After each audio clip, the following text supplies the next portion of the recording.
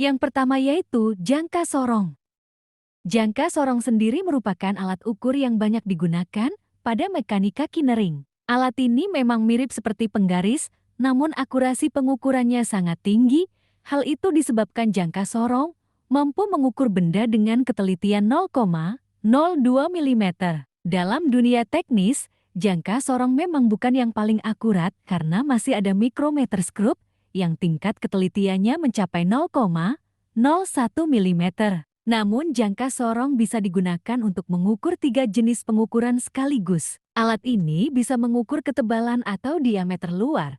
Jangka sorong juga bisa mengukur lebar celah atau diameter dalam, dan alat ini bisa mengukur kedalaman suatu celah. Jadi hanya dengan satu alat ini, kita bisa mengukur lebih banyak benda kerja. Untuk bagaimana cara penggunaannya sebenarnya cukup mudah. Jika Anda akan mengukur ketebalan atau diameter luar, jepitkan rahang besar ini ke komponen yang akan diukur. Pastikan posisinya tidak miring ya, sehingga pengukuran akurat. Setelah itu, putar kunci agar rahang ini tidak geser-geser. Begitu pula dengan mengukur lebar suatu celah, tinggal masukkan rahang kecil ini ke dalam celah yang akan diukur. Pastikan benda yang diukur tegak lurus dengan jangka sorong. Begitu pula dengan kedalaman.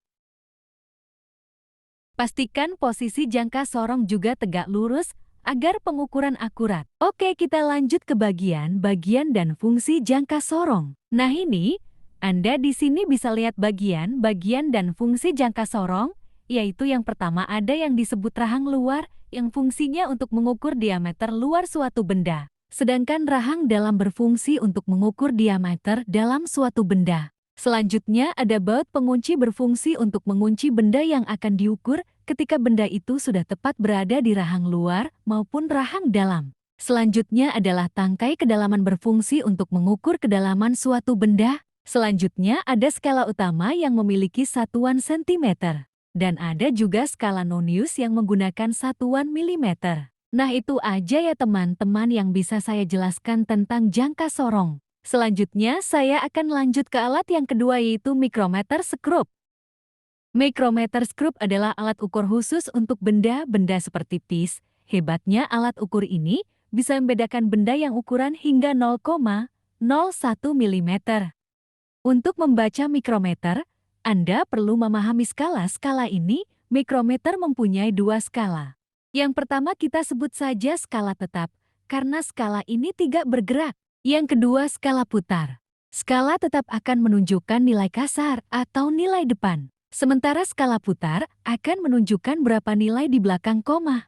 Kalau teman-teman lihat skala tetap ini ada 2 garis yang dipisahkan oleh garis horizontal. Garis di atas punya nilai 1 mm per garis. Sementara garis di bawah menunjukkan nilai pertengahan. Jadi ini garis yang di atas nilainya 0. Ini 0,5. Lalu ini 1. Ini 1,5. Dan seterusnya ya teman-teman.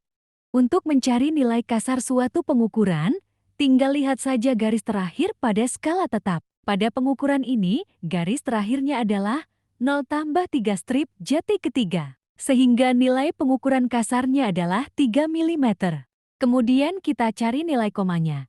Caranya cari garis yang lurus dengan garis tengah pada skala tetap. Setelah itu hitung garis keberapa. Kalau pada pengukuran ini, 30 tambah 4 strip, jati ke-34. Sehingga nilai komanya adalah 0,34 mm. Selanjutnya tinggal gabungin nilai kasar dan nilai komanya, maka kita akan mendapatkan hasil pengukuran yang akurat. 3 ditambah 0,34 sama dengan 3,34 mm. Dan yang selanjutnya saya akan menjelaskan tentang fungsi dan bagian mikrometerskop. Yang pertama adalah bagian poros tetap. Bagian poros tetap ini berpasangan dengan poros bergerak. Fungsi dari kedua poros ini adalah untuk menjepit benda yang akan diukur. Yang ketiga adalah fremu. Kenapa disebut fremu? Karena bentuknya seperti U. Yang keempat adalah pengunci. Fungsi dari pengunci adalah untuk mengunci benda yang akan diukur ketika benda ini sudah tepat berada di tempatnya. Yang kelima ini, kita namakan dengan skala utama. Skala utama ini yang nanti akan menunjukkan hasil ukur dari benda yang ada di kedua poros ini. Nah, skala utama ini juga memiliki satuan milimeter. Yang keenam adalah ini dinamakan skala nonius. Nah, skala nonius yang akan menunjukkan kelebihan ukuran dari skala utama. Yang ketujuh adalah pemutar. Nah, pemutar ini yang akan digunakan untuk mengunci atau menggunakan poros bergerak ini. Sehingga benda ini akan berada tepat di kedua poros bergerak dan poros tetap ngah. Nah, yang kedelapan ini dinamakan dengan racet. Racet ini untuk memutar lebih halus dibandingkan dengan bagian nomor ketujuh. Nah, itulah fungsi dan bagian-bagian dari micrometer skrup.